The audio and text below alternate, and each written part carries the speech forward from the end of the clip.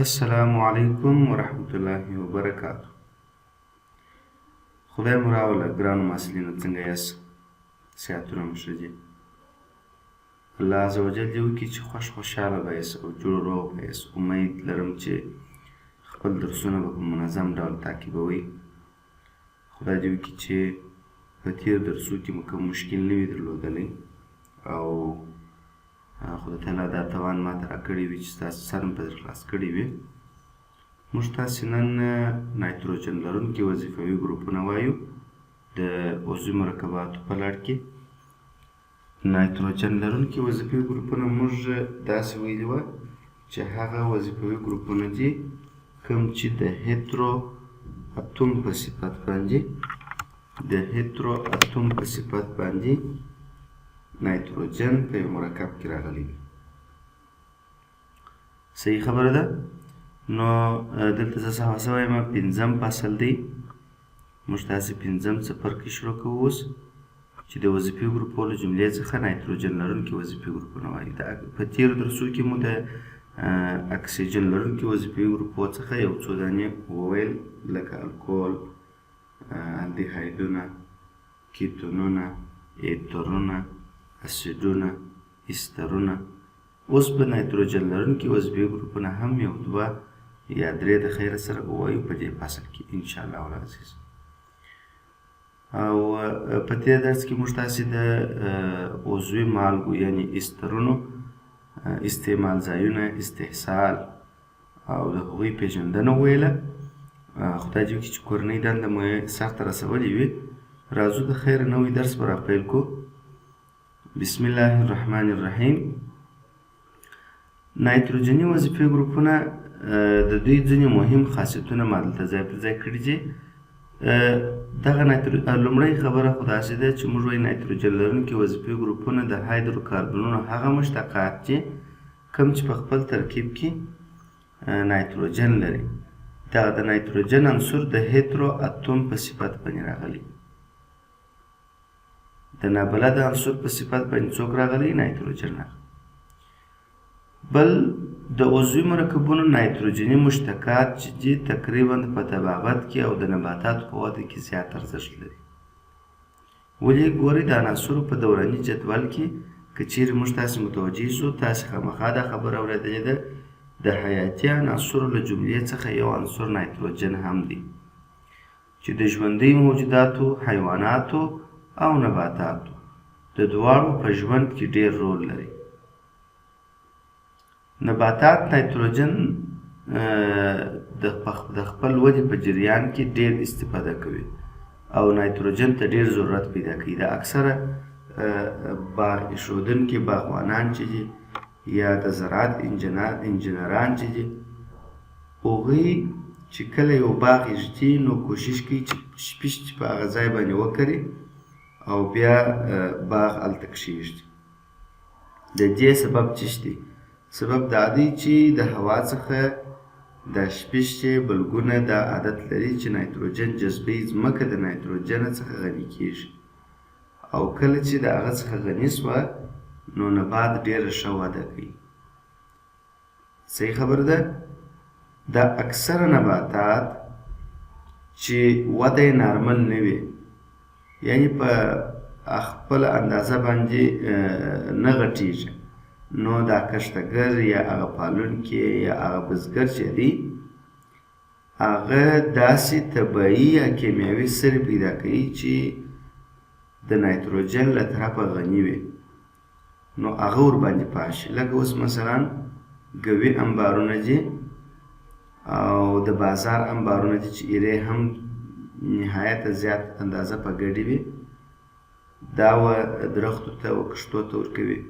او یا په بازار کې سپین انبار او تور انبار چې دواړه د نایتروجن ډېره فیصدي په خپل ترکیب کې لري، دا ورباندې پاشي تر څو حاصل یې ښه سي، حاصل یې د ښه کیفیت وي. نایتروجن په درملو کې په زیاته کچه کارېږي. د درمل جوړولو صنعت خو نن ورځ بیخي ډېر پرمختګ کړی دی. د نباتاتو او حیواناتو لپاره درمل جوړیږي ورځ تر بلې نوې نوې فورمولاوې رامنځته کېږي. د نړۍ په سطح باندې ډېری درمل چې تولیدېږي نایتروجن لرونکي مرکبات یې تشکیل جوړوي. صحیح ده؟ دغه رقم نایتروجن لرونکي مرکبونه د نشه راوړونکو موادو په ترکیب کې هم اپین دي، مورفین دي. صحیح ده؟ دغه ټول نشهیي مرکبات چې دي هغه مواد چې نشه راوړونکي د تنباکو څخه نیولې بیا نو تر هغه لویې نشې پورې دا ټول نشهیي نشه راوړونکي مواد چې دي دوی په خپل ترکیب کې داسې مرکبونه لري چې نایتروجن په هغه مرکباتو په ترکیب کې شتون لري. د عضوي نایتروجني مشتقات چې دي ډېر زیات ډولونه لري. نو دلته به د یو څو مهمو څخه اوس ګوره امینونه دي. دا هم هغه وظیفوي ګروپونه دي چې نایتروجن پکښې کې د هیترو اتوم په صفت راغلی دي. سیانایډونه یا نایتریلونه دا هم یو سلسله مرکبات دي چې په دغه فصل کې به د خیره سره ووایو. او بل نایترو هایدرو کاربنونه. صحیح ده؟ نایترو الکانونه هم ورته وایي. همداسې امایډونه. نور ډولونه هم لري خو مشهور د نایتروجني مشتقاتو یا د نایتروجن لرونکي وظیفي ګروپو څخه دغه څلور دي چې انشاءالله العزیز موږ تاسو په دا فصل کې ووایو. د استعمال ځایونه خو په عموم کې د دغو څلورو سرو دپاره دغه څلور پنځه مهم د استعمال ځایونه وو چې اوس ما درته یاد کړل. نو راځم اول امینونه. د امین د کورنۍ مرکبات موږ تاسې په وظیفوي ګروپو کې په لومړي نه په دوهم فصل کې چې وظیفوي ګروپونه موږ ویله موږ دا خبره وکړه چې د امین وظیفوي ګروپ NH2 دی. NH2 یعنی که چیرې په یو مرکب کې NH2 ګروپ وجود درلودی موږ وایو چې دا مرکب د امینونو له کورنۍ څخه دی. دا مرکب د کومې کورنۍ څخه دی؟ د امینونو له کورنۍ څخه دی. امینونه امونیا ته ورته دي. نو ځکه امینونه هم موږ تاسې په القلي کې راولو. د امونیا فورمول چې موږ تاسې پخوا ویلی دي هغه NH3 دی. د امونیا د ګاز دپاره په تیر سیمسټر کې ملا هم ویلی دي NH3 دا امونیا سوه. یعنې نایتروجن درې اړیکې لري د هایدروجنو سره لکه تاسې چې وینئ. اوس که چیرې د امونیا د مرکب د یو هایدروجن پر ځای باندې راډیکال راسي وګورئ نو موږ ته امینونه لاسته راځي او دا امینونه اولي امینونه بلل کېږي ځکه چې نایتروجن یوازې د یوه کاربن یا یوازې د یوه راډیکال سره اړیکه لري. که چیرې راډیکال یاد کړئ راډیکال هم په خپل ترکیب کې کاربن لري او هغه کاربن د دې نایتروجن سره اړیکه لري. او که کاربن یاد کړئ خو نو په راډیکال کې کاربن شته او هغه کاربن د نایتروجن سره اړیکه لري. یعنې که موږ وایو چې هغه امینونه چې نایتروجن یوازې یوه اړیکه د کاربن یا راډیکال سره لري هغوی ته اولي امینونه ویل کېږي. دغسې د امونیا د دغه مالیکول که چیرې دا بل هایدروجن هم د راډیکال سره یوه سوي وي نو په دې صورت کې به د نایتروجن سره دوه دانې راډیکالونه باید راسي لکه دغه چې تاسې وینئ. دې ته موږ بیا دویمي امینونه وایو. یعنې دا هغه امینونه دي سیکنډري امینونه دي. هغه امینونه دي چې نایتروجن د دوو راډیکالو یا دوو کاربنو سره اړیکه لري. دغسې درېیمي امینو ته راځمه. نایتروجن خو یوازې درې اړیکې اشتراکي جوړولی سي هغه درې سره د راډیکاله سره دي. یعنې که چیرې د امونیا د ګاز دغه درېیم هایدروجن هم په راډیکال باندې عضوي راډیکال باندې عوض سي نو دې ته موږ درېیمي امینونه وایو. نو امینونه پر څو ډوله سوه؟ پر دا درې ډوله سوله او د امینونو ساختمان و امونیا ته ورته سو نو ځکه ډېر کیمیاوي خواص هم امونیا ته ورته دي چې د یوه کیمیاوي خاصیت څخه یې ما تاسو ته دلته یادونه وکړله.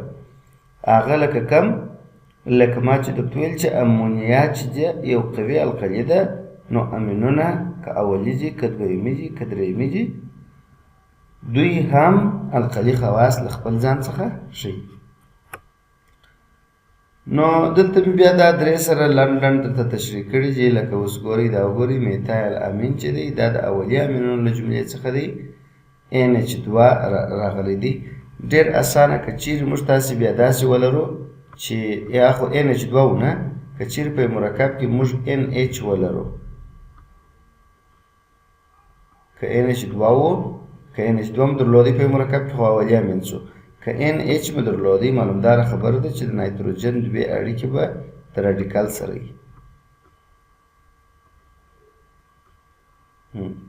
بله اړیکه به بیا د میتایل سره شي. نو اوس دوه دانې میتایل موږ لرو، ډای میتایل امین، ډای میتایل امین. صحیح شو. دغسې که چیرې داسې وي چې د یوازې نایتروجن وجود لري او د نایتروجن درې سره اړیکې د یوه یا څو ډولو راډیکلونو سره وي. مثلا دلته به زه داسې کم میتایل کمه، دا بل به C2H5 کم ایتایل به کمه،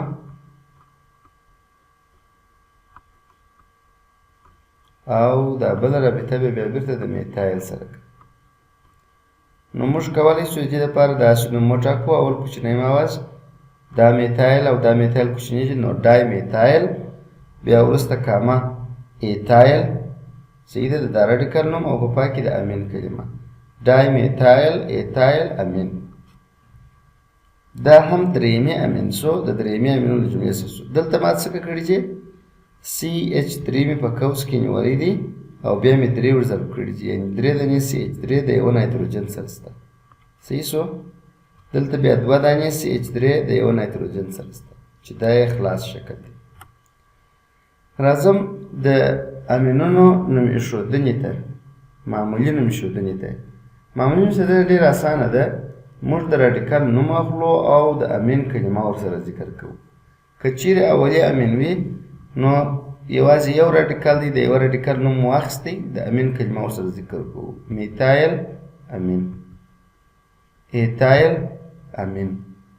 او که چیرې دوه یو شان راډیکلونه وجود ولري نو د ډای کلمه ذکر کوو دویمې امینو کې، او د راډیکل نوم اخلو او پای کې د امین کلمه، ډای میتایل امین، ډای ایتایل امین. صحیح ده. که درې وي بیا د ترای کلمه ورته ذکر کوو. در درې خو نسي ضبط کېدلی چې یو شان وي. که چیرې فرق درلودی، صحیح ده، نو هغه مثال مې په تېر سلایډ کې تاسو ته تشریح کړي. دا درې سره یو شان دي، ترای ایتایل امین، ترای میتایل امین. راځم پسې د امینونو ایوپاک نوم ایښودنې ته. په سیستماتیکه نوم ایښودنه کې یا په ایوپاک طریقه کې چې دی، موږ تاسې چیش کوو، دغه کوو، موږ تاسې لومړی اوږد زنځیر، اول وار زنځیر خلاصوو. زنځیر چې مو کله خلاص کړئ د هغه څخه وروسته اوږد زنځیر انتخابوو او اوږد زنځیر ته شماره ورکوو. موږ تاسې به شمېره د هغه کاربن څخه راپیلوو چې نایتروجن ته څه شي وي، نږدې وي، چې نایتروجن ته نږدې وي. صحیح خبره ده. نو راځئ چې دلته یې وګورو، یو څو دانې مثالونه موږ تاسې لرو. اوس په دې ځای کې تاسې ښه ورته متوجه شئ. په دې ځای کې موږ په اول کاربن کې څه لرو، هېڅ یې نه لرو، یوازې NH2 سره چې وصل دی هغه اول کاربن شو. دا څوم کاربن شو، دوهم. دا څوم کاربن شو، درېیم. صحیح ده. دا وینې د اولی امینونو دپاره زه اوس اول راځم. یو دوه درې دا مو ورته ورکړله. په دوم کاربن کې موږ میتایل لرو، نو دوه میتایل، هله د امین کلمه ورسره ذکر کوو. او دغسې یو دوه درې څلور، دغه دوه چې دي دا تاسې ورڅخه ایسته کوئ. په دې خاطر ایسته کوئ چې دلته سهوه راغلې ده. په اول کاربن کې موږ تاسې باید CH2 ولرو. دلته دا CH2 دا مثال کې څه غلطي راغلې ده. نور نو تاسې ورته ګورئ، CH2 دا ګور دا CH2 یې باید، او دا رابطه CH3 شوه. صحیح ده. نو په دې ځای کې اوس دغه ته موږ مثال داسې نوم ورکوو، یو دوه درې څلور. دا بیوتایل امین دی. څه شي دی نوم یې؟ بیوتایل امین. او که چیرې موږ داسې چې دویمي یا درېیمي امینونه ولرو نو په هغه صورت کې موږ د نایتروجن دواړو طرفو ته یا درو سرو طرفو ته اوس ګوره که درېیمي امین وي نو خو 3 راډیکال لري، که دویمي امین وي هغه به 2 راډیکاله ولري. په دا 2 راډیکالو کې ګورو اوږد زنځیر انتخابوو، چې کم راډیکال غټ وي هغه د مرکز په توګه او چې کم راډیکال کوچنی وي هغه د ماوس په توګه وایو. اوس نو دلته پر نایتروجن باندې CH3 وصل دی، نو زه لیکم چې N د ډش علامه میتایل، د CH3 نوم میتایل دی نه، او N په دې لیکو چې پر نایتروجن باندې وصل دی، په عمومي ځنځیر کې نه دی. صحیح ده؟ او اوس نو پروپان یو امین 1 2 3 څو دانې کاربونه دي؟ د الکان په سلسله یې نومېږدم 3 کاربونه دي، نو پروپان یو امین په اول کاربن کې دا یو ته ضرورت نشته، کې ولیکئ هم پروا نه لري، کې ونه لیکئ هم پروا نه لري، صرف پروپان امین ورته وایاست هم پروا نه لري.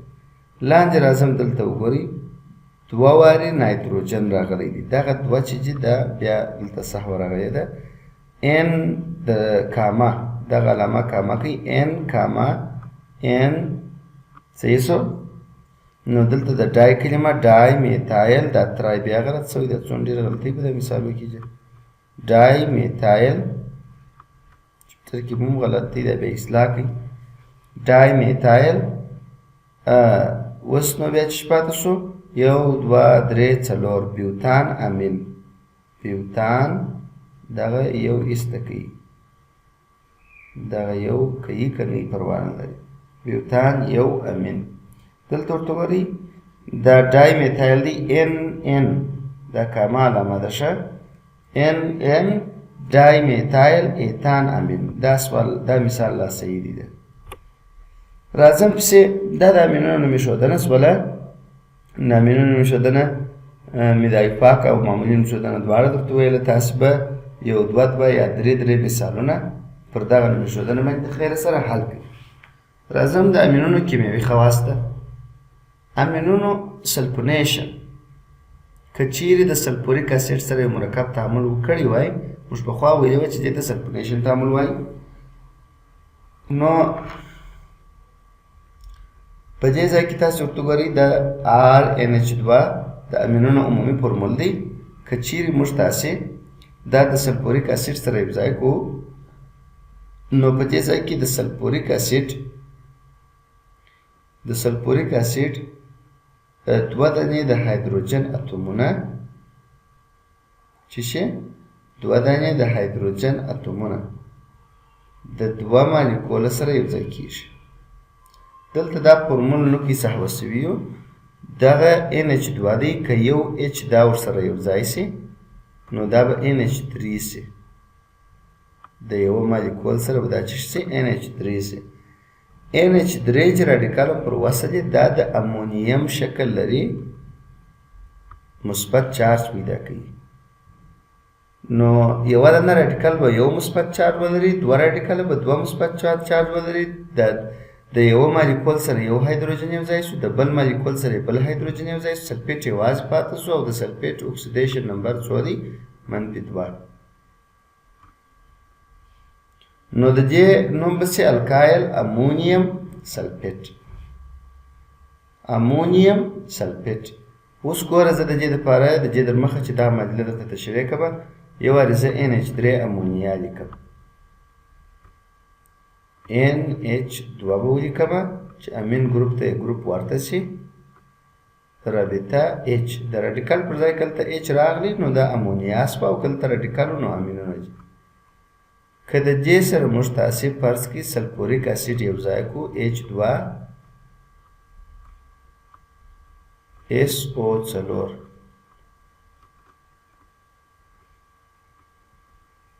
صحیح ده؟ اوس نو دا که چیرې 2 مالیکوله سي، یو مالیکول به زه بل ولیکم رابطه NH2.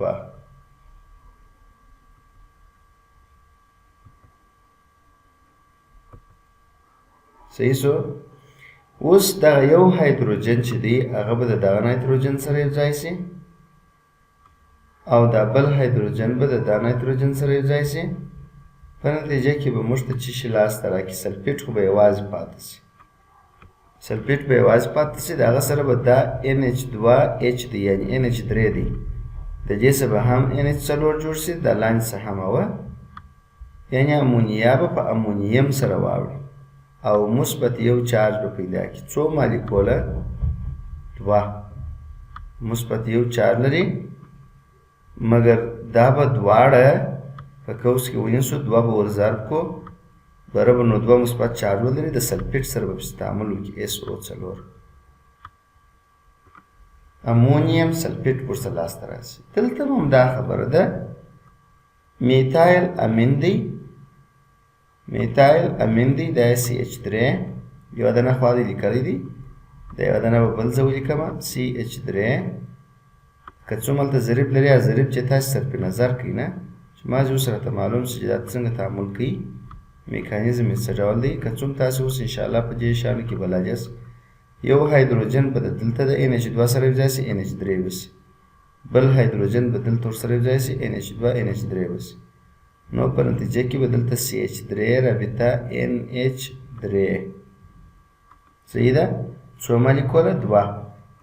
میتایل امونیم، میتایل د راډیکال نوم واخیستی، نور امونیم ایون دی، میتایل امونیم سلفیټ ورسره راغلی دی، سلفیټ میتایل امونیم سلفیټ. مازې د الکایل نوم هم تاسې ور میتایل کړئ، ځکه دلته خو راډیکال دا دی معلوم دی. خدای دې وکړي سم په خلاصوي وي. راځم پسې د دغه سره د نایترس اسید سره د دغه تعامل، دا د نایتریشن تعامل هم ویلی شو، د نایترس اسید سره د امینونو تعاملونه. امینونه د نایترس اسید سره هم تعامل کوي او په نتیجه کې موږ تاسو ته الکولونه په لاس راکوي او نایتروجن ازادیږي. که چیرې امینونه RNH2 د چا سره یوځای کړو؟ د نایترس اسید سره یوځای کړو، نو په دې ځای کې څه پېښېږي؟ تاسې ښه ورته متوجه شئ. په دې ځای کې یو اتوم اکسیجن د دغه یوه هایدروجن سره څنګه جوړښت لري؟ موږ داسې ویلي وه چې OH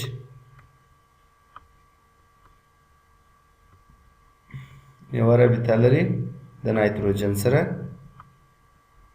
او نایتروجن بیا 2 رابطې لري د یوه اکسیجن سره. دا د نایترس اسید دغه دی، فورمول دی. ښه،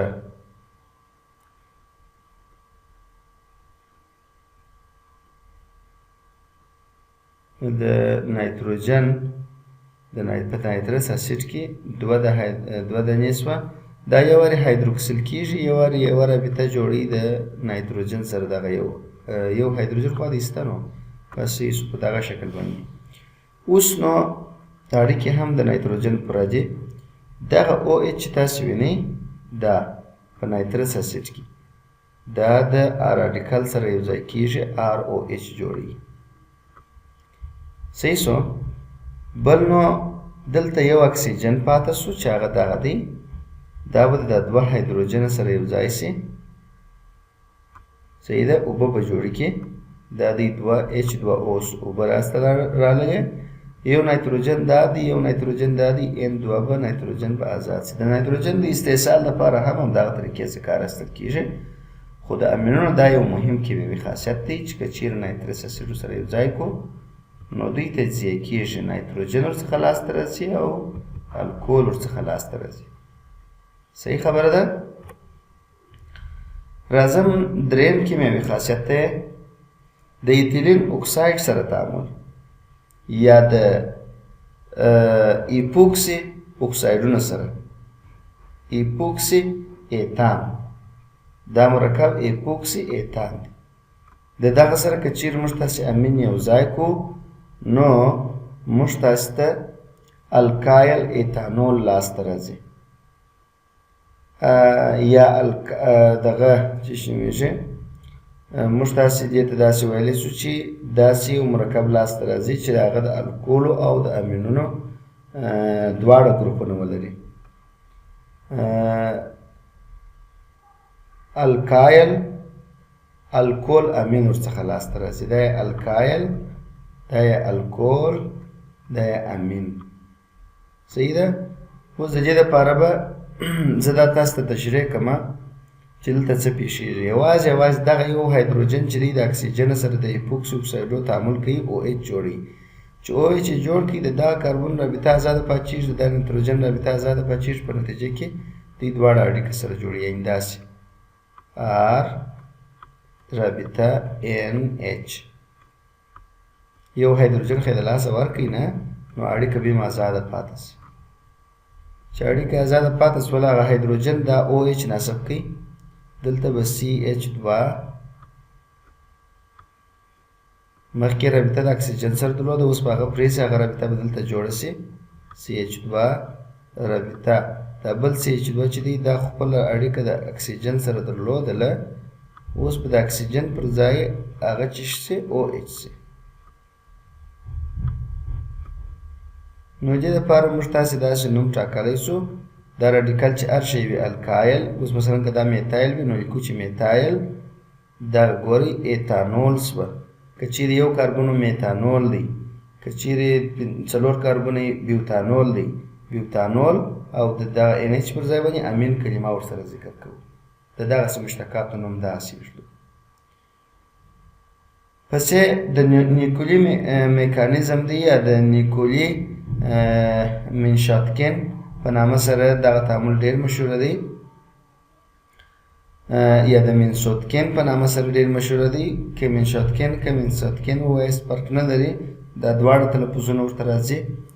که چیرې موږ تاسې د الکایل امونیم کلورایډي مالګو، الکایل امونیم هالایډي مالګې که موږ غواړو چې لاسته راوړو، نو موږ به الکایل هالایډ چې دی، الکایل هالایډ د درېیمې امینونو سره یوځای کړو. دا ډېر مشهور تعامل دی.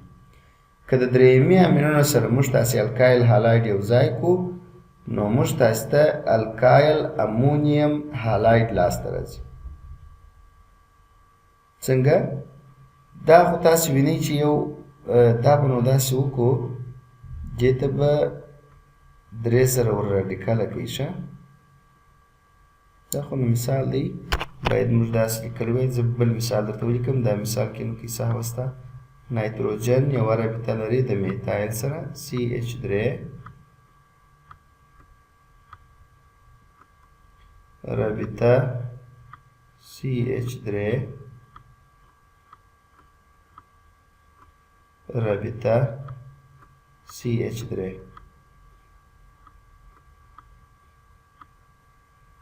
اوس که د دې سره موږ میتایل کلورایډ چې یو الکایل هالایډ دی، دا ورسره یوځای کړو، سی ایچ 3 سی ایل. صحیح ده.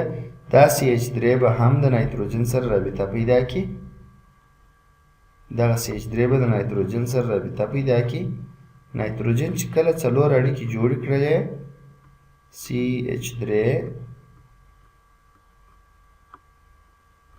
رابطه نایتروجن سی ایچ 3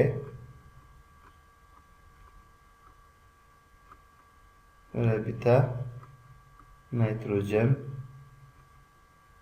دغه وبخښئ سی ایچ 3، او دا 4مه رابطه چې ورسره جوړه شوله، نو خو مثبت چارج پیدا کړي، د امونیم و شکل ته واوښتی. صحیح ده. د دې مثبت چارج د خنثی کولو دپاره به بیرته هغه کلورین چې دلته وجود درلودی، هغه خو نو منفي چارج لري، نو هغه به دا مثبت چارج خنثی کړي. د دې نایتروجن سره به کلورین هم چې شي رابطه جوړه کړي، سی ایل. دا منفي به د مثبت سره چې شي خنثی شي. نو موږ تاسو ته به چیش په لاس راځي، موږ تاسو ته به تیترا میتایل امونیم کلورایډ لاسته راځي. راځم استحصال ته. موږ تاسې امینونه داسې لاسته راوړو. که چیرې موږ تاسې الکایل هالایډ راواخلو، د امونیا سره یو ځای کړو، ډېر اسانه تعامل یې دا دی چې یوه دانه هایدروجن د امونیا د ایکس سره تعامل کوي، ایچ ایکس جوړي، او ان ایچ 2 چې پاتې شو د راډیکل سره اړیکه جوړي، RNH2 امینونه لاسته راځي. دغسې که چیرې موږ تاسې سیانایډونه ارجاع کړو، دغه د سیانایډ عمومي فورمول دی. که هایدروجن ورسره یوځای سي نو په دې ځای کې 2 هایدروجنه د نایتروجن سره یوځای کیږي، 2 هایدروجنه د کاربن سره یوځای کیږي، 4 هایدروجنه چې استعمال سوه RCH2NH2 د امینونو مرکبات ورته لاسته راځي. دغسې که چیرې موږ تاسې د امونیا سره الکول ته تعامل وکړو نو په دې ځای کې د الکول OH د امونیا د یو اتوم هایدروجن سره، دغه یو هایدروجن د OH سره یو مالیکول اوبه جوړي، په خپله R پاتې کیږي، NH2 پاتې کیږي، الکایل امین ورڅخه لاسته راځي. د اولی امینونو لاسته راوړنه، د اولی امینونو څنګه لاسته راځي؟ الکول چې دغه امونیا ګاز موږ سره یوځای کوي، امین ورڅخه لاسته راغلی. دویمي امینونه څنګه لاسته راځي؟ که چیرې 2 مالیکول الکول موږ ولرو او د امونیا ګاز سره یوځای کړو، په نتیجه کې به موږ تاسې ته ډای الکایل امین او یا دویمي امین به ورڅخه لاسته راسي. درېیمي امین همداسې که چیرې موږ تاسې 3 مالیکوله دا ولرو، 3 مالیکوله او هغه یوځای کړو د امونیا د ګاز سره، نو په نتیجه کې به موږ تاسې ته درېیمي امین لاسته راسي او اوبه به ورڅخه لاسته راسي. صحیح شو؟ خیر په هر صورت راځم پسې د امینونو استعمال ځایونو ته. د امینونو او د هغوی د مشتقاتو څخه د درمل جوړونې په صنعت کې زیات استفاده کیږي. د ځینو میکروبي ناروغیو په وړاندې د درمل جوړولو لپاره هم کار ځینې اخیستل کیږي. صحیح خبره ده. او همدارنګه د رنګ جوړولو په صنعت کې زیاته استفاده ورڅخه کیږي. د رنګ جوړولو په صنعت کې په زیاته کچه باندې استفاده ورڅخه کیږي. په کرهڼه کې د کیمیاوي سرو او د نباتاتو او ګیاګانو د آفاتو ضد درمل جوړولو په زیاته پیمانه په دې کې ورڅخه استفاده کیږي. د امینونو مهم مرکبات څخه انیلین دی چې د لومړي ځل دپاره د آتو اوردربن په نامه سره انوردربن په نامه سره دا علم دی په 1826 میلادي کال کې د طبیعي اندیکو رنګ څخه د کالک یا چونې تقطیر په واسطه لاسته راوړی دی.